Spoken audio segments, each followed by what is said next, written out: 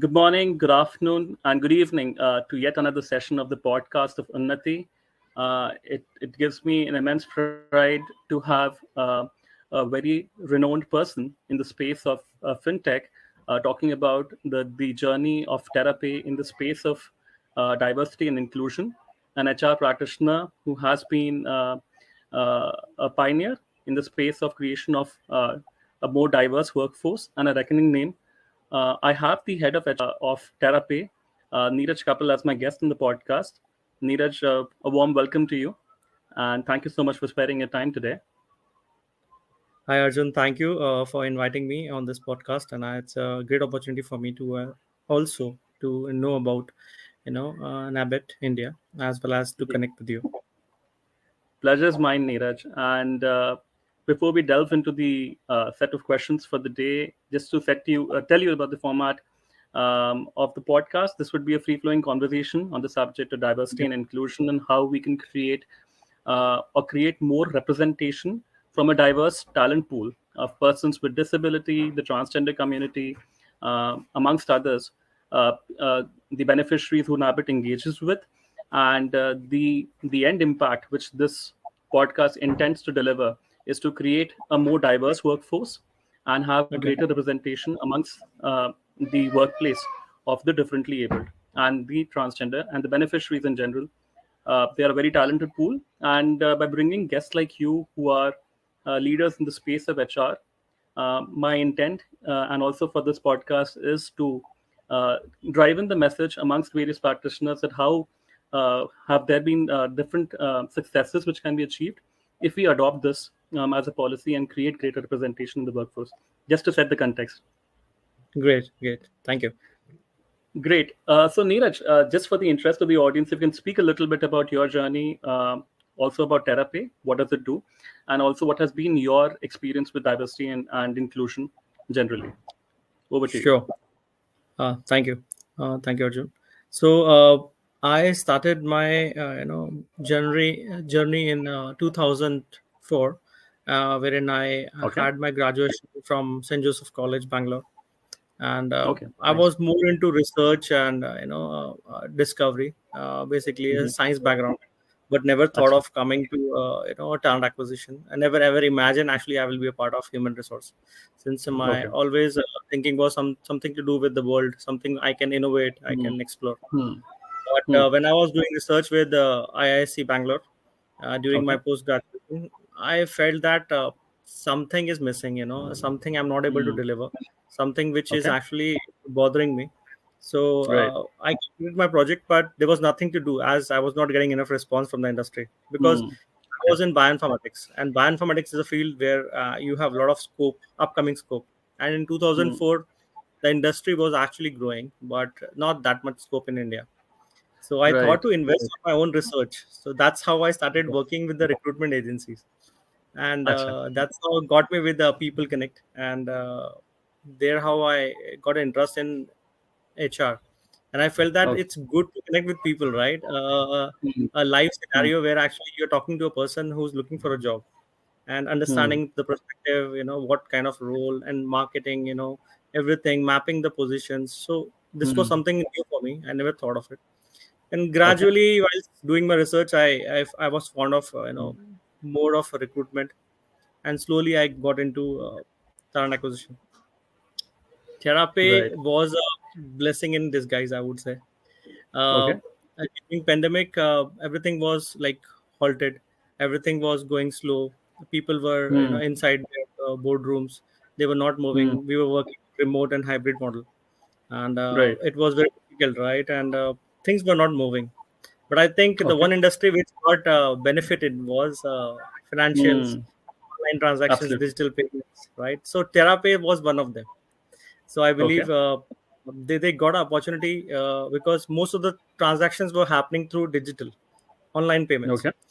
Nobody Right. was going to ATM to get the cash. Nobody was going to Hmm. banks because it was all during the pandemic that nothing was moving ahead. And I Correct. think Correct. that's how Therapy started working, and on a global cross-border payments model, Hmm. wherein they are into B2B business, Hmm. and they have been across 31 countries, managing a workforce of 700 plus. and Okay. already a big giant name in the market Hmm. in fintech industry. Correct. So Correct. I think during my earlier company layoff, someone from TerraPay Hmm. contacted me that there is an opportunity for you. I never thought of getting into a Okay. fintech because I was from IT background, Hmm. Hmm. telecommunications. So Okay. this is how the HR from the TerraPay got me into. And during the Okay. layoff only, I signed a contract with them. And Oh, in lucky you. 2000, in Jan 2023, I joined the organization. So I think that Acha. was the blessing in disguise for me. Hmm. So Hmm. this is how I started with TerraPay.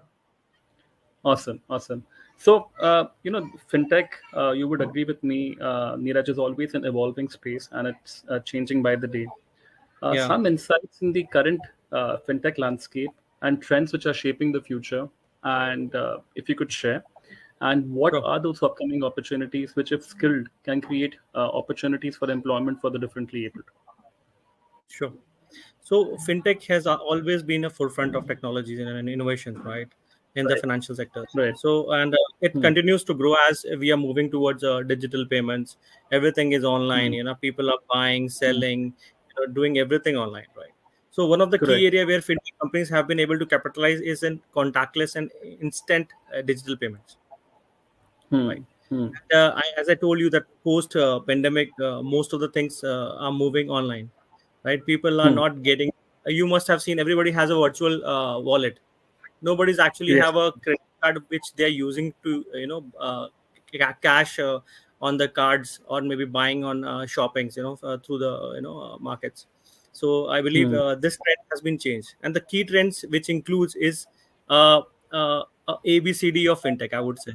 Why I say Okay. ABCD? Because ABCD defines the artificial intelligence, B for Hmm. blockchain, C for cloud Okay. computing, and D for data. Right. It's a big data. So Okay. these are the ABCD of fintech, which are actually shaping the future of the organization Hmm. or any Okay. of the industry of fintech, right?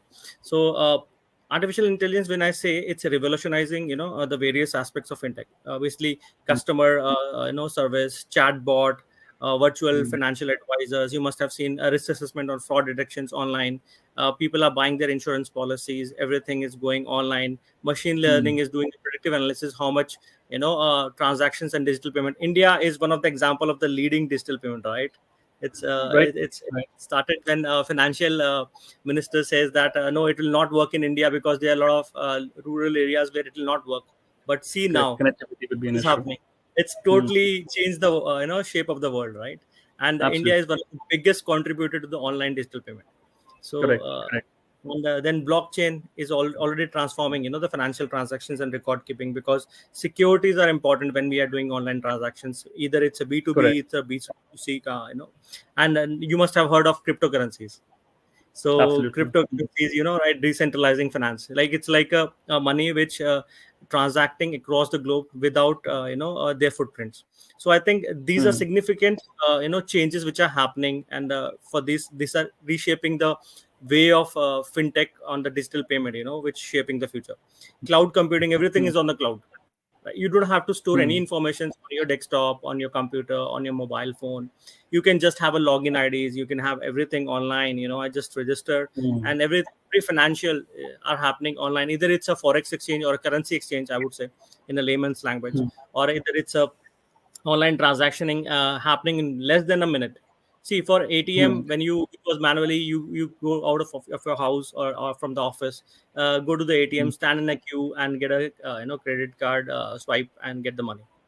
So it takes at Hmm. least Hmm. 5-10 minutes, right? Now it's on a finger, tip. It just press it, and within a minute, the transactions happen across any globe with any of the currencies. That's how the Absolutely. power has changed in the cloud computing, right?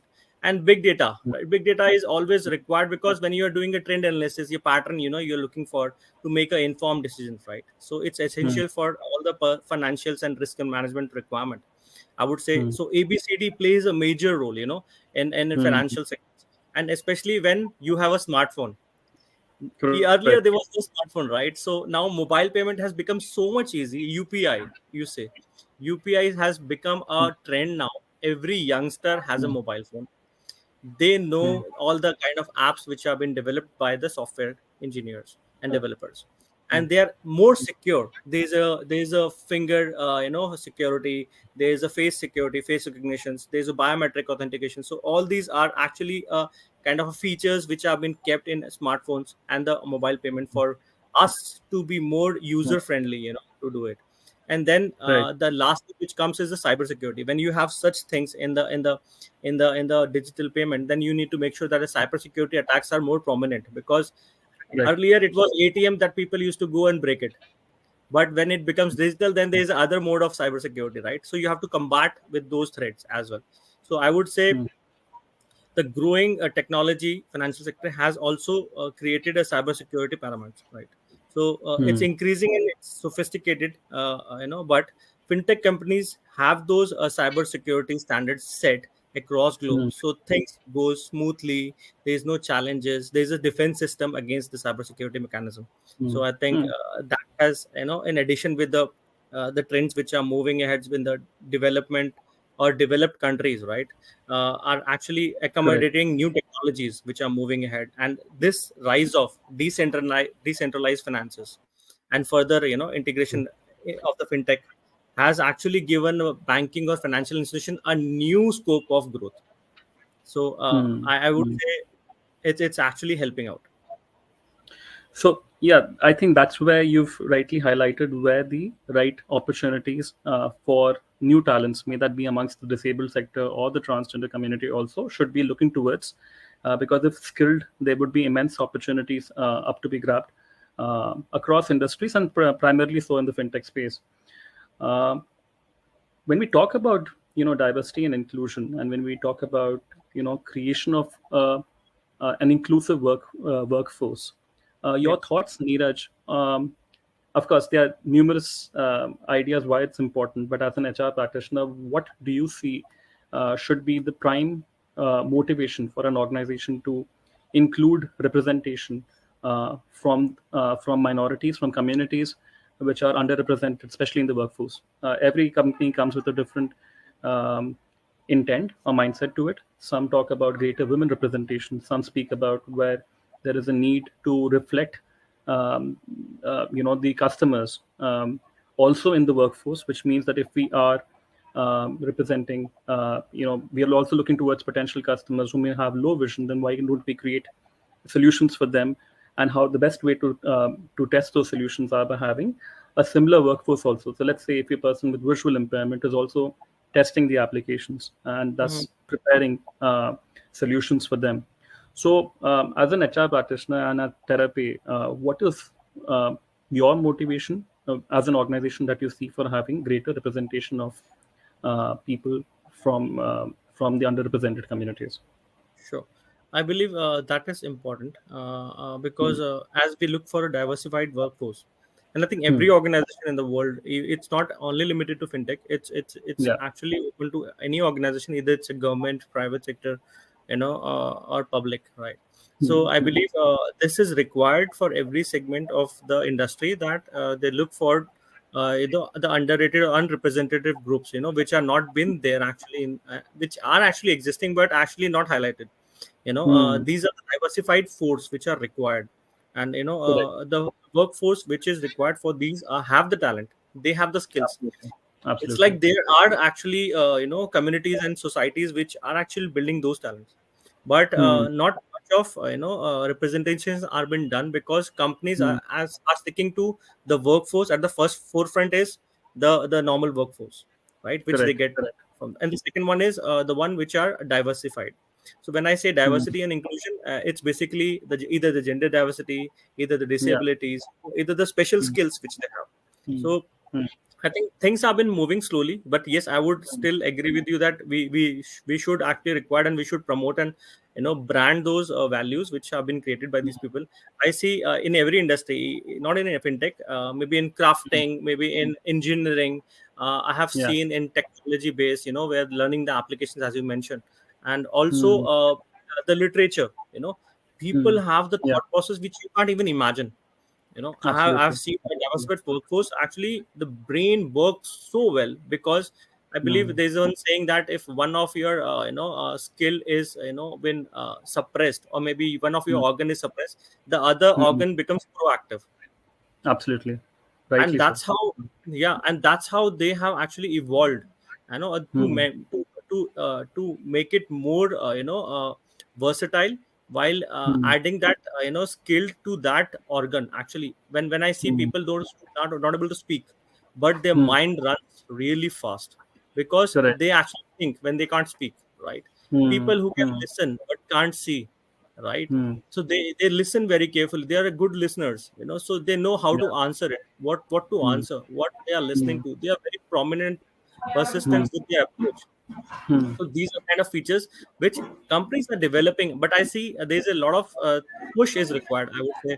There are lot of connect and networking are required. There are a lot of workshops to be developed with the Hmm. companies. The organization should actually, as they are doing CSR, they should Hmm. actually approach these kind of industries, or the workforce which are Hmm. required in the organizations at a global level, not on a I Absolutely. would not say only on the domestic level, but on a global level, Hmm. because there True. are roles which uh, uh, which we need an expertise. And I think these Hmm. people have gained the expertise because they are not in the market, but they have gained on their hard work, their self reliance, on the skills which they are learning from the day one. Because Hmm. they don't Hmm. see the they don't have expectations, but they have certain goal sets for them, that we want to achieve this, and they are very much disciplined and committed to that. I think because Absolutely. of less distraction they have, they are Hmm. more focused, and that's how we require more focused people like them. I think it's also to do with the scarce opportunities which are available to them. True. Adds a lot of value, uh, because once a person, and I say this for the beneficiaries who Nabet serves, they are out Mm, to prove the proper misconception against them wrong, and that true. becomes a great motivator, because once they know that the popular perception is against them, people believe that there would be underperformance. People believe that perhaps the KPIs would be hit by hiring a person with any challenge. And True. once this organization, and I have numerous successful stories to claim this, once the organization makes the first move and adopts a few resources in their organization, is when they are best convinced about what were they missing out on, rather than what True. they have. And it does not actually, Neeraj, I say this with a lot of confidence, it has to not be made a sympathetic offering. It's a value proposition for companies to gain from. It's not to do with uh, because I think the biggest strength with which a beneficiary has is his strong intent to prove his metal, and True. that leads to, like you rightly said, lesser distractions.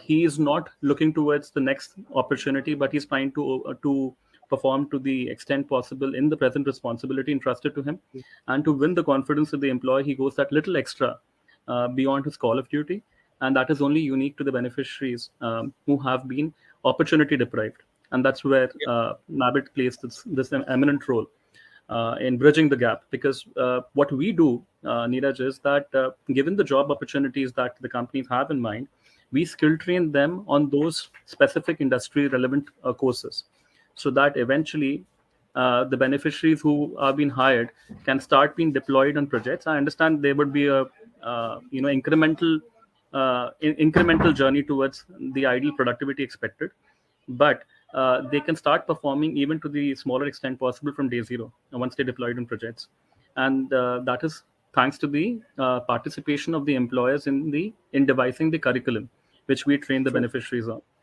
So I think that's something which is unique to our journey, and we are looking for more partners via this podcast, and to create greater advocacy for what huge benefits are there to be availed if companies start entrusting organizations like us with augmenting the talent pool.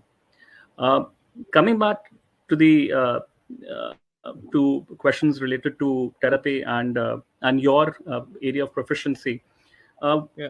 when we talk about diversity and participation, and we talk about, let's take a step back beyond the employer base.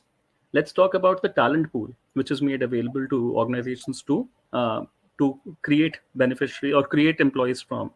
So if we can have participation in the funnel, in the supply funnel from the diverse communities, I think that is the starting point, which then True. involves in ideating on how can we create the curriculum or the ideal candidates expected eligibilities, so that we can find some representation to that. Your thoughts around that, Neeraj? Yeah, so I was thinking about while you were talking to me, I was thinking about yes, there were three things I would say should be Hmm. practiced. The first thing is that to engage with communities and societies which are actually promoting the diversified workforce, and Hmm. to engage with them, we should actually connect with them to have a workshop to understand what kind of skills and what kind of people they are actually enhancing the roles for shaping the roles for the future. So we should visit Correct. often to those locations or Yeah. those communities and societies to understand what are the Absolutely. practices been done, so we can Hmm. actually make sure that they understand what is the standards of the companies, what are the requirements Hmm. of the industry, what are Hmm. the upcoming roles, what are the digital movements which are happening in technology, right? So I think Correct. if we give a brief idea, we connect with them, I think it's a mutual understanding wherein they get a Yes. chance and platform, and we also get a platform to understand from their perspective. So I think the first Correct. thing is that. Second thing is Hmm. that once we understand, we should provide them the platform for working with us in the industry. Hmm. So that thing is during the Hmm. internship and the workshops which we organize, hackathon, kind of projects which we do, any Hmm. projects which we are building up in a Hmm. smaller scale, or a pilot project which we are planning to do, get them involved, Hmm. and see how they do it. Make them project lead basis of their skill sets. Make them give Hmm. them the roles which are fruitful, for the upcoming future for the company. Absorb them post Hmm. internship. Give them the challenge of working with us and on the scale Hmm. where actually they can build Hmm. an applications, or do something which will be beneficial for the long term associations with organization. Hmm. So I think that will Hmm. create a trust and value. And the third thing is obvious: once they get into that, give them the platform of Hmm. learning, because see, Hmm. at a certain level they have a limitations of resources. So I believe the Yes. resources are more important. Once you provide the Hmm. resources, I don't think anybody can stop them from growing.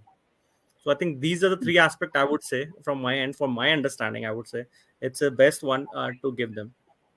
Something which came up in the last podcast which I did, and I as a seasoned practitioner in the HR space wanted your way in on this. Often Okay. what happens is we are so fixated with eligibilities and particular degrees. Let's say when we're looking for uh, a profile in the testing space, in software testing space, or let's say in development space, we are True. fixated with the idea that the person should have a minimum graduation in engineering or a computer affiliated space, right? Sure. With that, there is this huge talent pool, and I speak for persons with disabilities who unfortunately do not have access to completing this graduation from engineering space because of lack of infrastructure, in terms of not having the educational content accessible and not having those institutions which could adopt persons with disabilities into their folds. And in spite of having the intent, they unfortunately do not have the required eligibility. That said, defying popular wisdom, they have through their own learning learned development and have made some progress into that particular domain. Now, I Mhm. have, for example, a success story working with a leading spirits company called Pernod Ricard, wherein we shifted focus away from eligibility and started looking more for intent, right? Okay. And we uh, said that yes, we would be investing in building the talent, we would be investing in preparing the skill set, because we understand and admit that unfortunately we have defied them the possibility for completing their because of whatever barriers which they faced in their journey. Hmm. There has been attrition, there have been dropouts on that program, but we are also proud of the fact that people who are now carrying out retail audits and those complex tasks, which if had we fixated to the idea of that, let's look for the degree and only then reject or select, perhaps we wouldn't have had that success. So then True. it's a toss up um, between legacy learning, which is let's stick to eligibilities, or defying that and participating more into developing the talent, and then delving into it and pulling out the best fit. Now, what are your thoughts on this? Can this also be taken up across industries? Let's say for fintech, let's say therapy, taking the first steps in those directions. Yeah, I think that's a well said point. I would say yes, it's required, and I will actually go to the root cause more into it, because it's not only about the education, it's about the starting point, right? When someone Hmm. start, see, it's a disability which nobody can stop. Okay, it's Hmm. something which a person is either born with or got it in a mid of the process of growth. So Hmm. when I say it's there, then I think we need to identify what can be done basis of what source resources. I would always say Hmm. either it's an education system, either it's a workforce or a place in the corporate.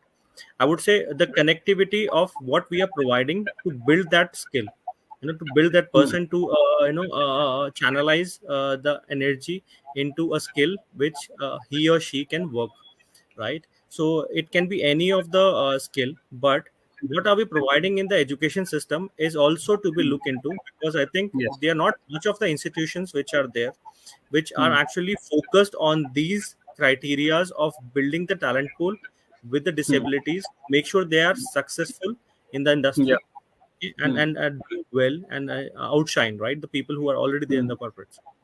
Hmm. So I think the root cause starts from the house itself, right? Because Hmm. as a human mentality, we feel that if a person is disabled, he or she is not able to do much of the Hmm. effectiveness which a normal person can do, Hmm. right? So I think that's the criteria Hmm. which have to be more of awareness among the people. I think the first point, it's like Hmm. building a workforce which actually aware people across globe Hmm. that this is what the practice is. Hmm. Second thing, the sources provided to those people who wanted to grow, understand their capabilities, even though if they are disabled, it can be hand, eyes, anything, right? But what else Hmm. they can do has to be looked into it, and that can be done only by these organizations who wants them to succeed. And the third thing is, once they have been given those opportunities, to make sure that they have been driven and they have been given on Hmm. a continuous basis on the improvement plan on what they can grow as a person. They are cricketers, they are corporate entrepreneurs. I've seen them, Hmm. and I think Hmm. they are doing really well. Even Yes. I myself can't think of growing a business Hmm. from just 1 lakh rupees to 100 million, Hmm. Hmm. Hmm. right? Dollars, right? $100 million. So you have Hmm. certain case scenarios, real lifetime scenarios. Yes. So I Yes. don't think there should be limitations on those. I think those successes are also hugely attributed to the fact that they had immense support systems around True. them, Yeah. and that is something which, beyond just a compliance requirement, I think should be where CSR should be headed towards, where True. it's not about just doling out cash or the support. It's about a more active participation. And once you teach a skill set and you endorse it by giving initial opportunities from your own organization to those talents who you have helped develop into, I think that is more sustained intervention in the truest sense, because it's not a year-on-year contribution, and it's also about increasing the person's proficiency and skilling him to the point that he can then fend for himself for the rest of his life, given that we have empowered him with the support system. Of course, no, there is no alternate and substitute to hard work. On a holiday, the two of us are chatting about such a some important subject. That's commitment, True. right? True. But then, if we are defying or denying people who are driven with the opportunities, perhaps we are then not truly doing what we have the abilities to, and I think that's what needs to be addressed. That's True, what true. needs. Yeah, I think they should start building those workforce and those training programs within the organizations. The recommendations basis of what we connect with the organizations. Not only that, from the organization perspective, we should all start thinking of, if we are really looking at diversity and inclusion, we should start building in our organizations itself. Exactly. Yeah, Absolutely. And also, there's so much of competition for talent, which is across the fintech yeah, space. I remember true, the yesteryears, let's say 2, 3 years back, and the saga of Bharat Pay and how it was doling out Royal Enfields and whatnot true, for the top talents. If it was that competitive a space, as an alternative, an organization can look at, developing their own talent pool. It also makes a great business case in terms true, of, supporting, also creating huge social miles and recognitions for the unique proposition, whilst true, also creating an internal supply pool for talent who are driven by intent and are also, though opportunity deprived, are superlative in their abilities, given the right nurturing extended to them. true. Which leads me to the last question for the day. And if you can help me, because this is a really relevant and important one, Many Okay. companies have uh, the intent for diversity and inclusion, but then the numbers are abysmal when it comes to representation in the workforce, right? What can be strategies in the recruitment drives or the recruitment process which can be ideated and changed so that persons with disabilities can find greater representation? Some thoughts around that, Neeraj. Okay. Greater representations can be on the branding, I would say. Okay. I think we should start branding, because Hmm. see, it's the digital world. The news Hmm. goes in a second. It's like that, right? And Right. once you have certain branding value created, I think that gives you a platform to vouch for and recommend for, because then you have people, organization connecting with you. So I think Hmm. when it comes to a digital world, it's easy to connect people across globe, easy to spread the awareness, is easy to spread the value which you are creating. I think Hmm. you should promote on the live scenarios of how people have been trained. What are the Hmm. live Hmm. maybe a case study wherein actually a person Hmm. has grown from X to Y. you know Hmm. Hmm. a project where actually a pilot project where you have built a certain group of people to extend a support for any organizations which require diversified and inclusion support. Hmm. Hmm. Hmm. Collaborations which you have done with the organizations or the society wherein you have sum up together to Hmm. for a certain cause, which actually has built a Hmm. value, for the Hmm. community. Hmm. Ethics and responsibilities, how sensitive are the informations which you are working on, and how you have Hmm. managed to secure those with the skill set with the people which you have. They are Hmm. more customer centric, and they know how to manage on the behavioral aspects, on the community Hmm. aspects, on Hmm. the technology growth aspects. What Hmm. are the lifelong support would be required on the demand, from the organization perspective, as well as from the Hmm. professional perspective, from the Hmm. people who are going to work on those workforce, from the Correct. right? So I think these are the factors which requires value, but the value can be Hmm. only created when we start building it and showcasing it. So Hmm. showcasing on the platform is more important. I think when we see shows on online or live shows like which are not that much relevant, I think this is Hmm. something which is relevant, which is required to Hmm. showcase. Hmm. I think we should promote Gotcha. those videos, promote those images, promote those Hmm. values which are created, show them what they have done even at the a small scale. Then they can build Hmm. it on the bigger scale. So we should Hmm. actually create a story of those. Actually, I think that's where I think the missing link to this whole story is, because eventually what happens is advocacy leads to greater awareness, and with True. awareness, I think the instinct to experiment with the idea, and I think that's where Unnati is directed towards. The the reason why I started this podcast was because I felt that many companies have the intent, but given the misconceptions around the idea of diversity and how it can potentially impact their productivity negatively rather than positively, as it is true, True. is so ingrained in their minds that unless it is not repeatedly challenged, it won't change.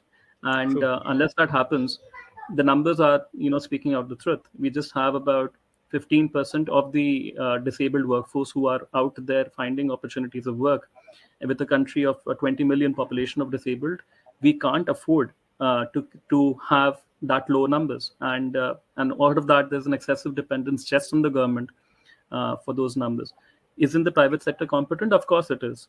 What is the missing link? I think it's the lack of clarity on what are those job roles which can be performed productively and proficiently. And I think that's what, by having people like you speak about, perhaps we would be able to create a better future for. Sure. I believe, just to add one more point, I think National Skill Development Corporation, Hmm. NSDC, Hmm. right? So I Yeah. think is one of the part where actually they are upskilling the people, and they have Hmm. global clients where actually they are delivering the output, right? So Hmm. I believe Hmm. that is what is required. I think a platform which connects the value which you guys are creating. So Hmm. that is more important, because people should know what is happening in the world. A lot of people are not Hmm. aware actually what kind of communities are running through across. So I think Hmm. if it's a national level, it's a global level. I think that communities has to connect with these kind of societies and industry, from the Hmm. government as well as from the private sector. Absolutely. But thank you so much on the day of Vijayadashmi for sparing your time, Neeraj. It was such a pleasure hosting you and for your key insights on the subject. And grateful on behalf of the audience and for the beneficiaries that Nabet serves and myself for speaking to you today. And we look forward to the opportunity to remain engaged further in identifying more opportunities which can be of mutual value generation both for therapy and for the fintech industry in general. Likewise, Arjun, it was actually pleasure for me to be a part of Unnati, a podcast, for CSR. Thank you. So I believe anything which I would be able to contribute, I would be really happy, and I would love to visit your location to see how Great. people grow work. So that gives me an insight about how actually I can, put it across from my thought process. As you said, recommendations, recognitions are important. So I think those Absolutely. values has to be there, and I think networking plays a major role in that. Absolutely, absolutely. You're most welcome whenever you would want to. Monday, Saturday, anytime. Please do come and look forward to having you at the center. Sure, sure, Arjun. It was pleasure connecting with you today. Thank you for having me on the Take care. podcast. Take care, Take Neeraj. care. Thank you for your time. Bye. Bye. Have a nice day.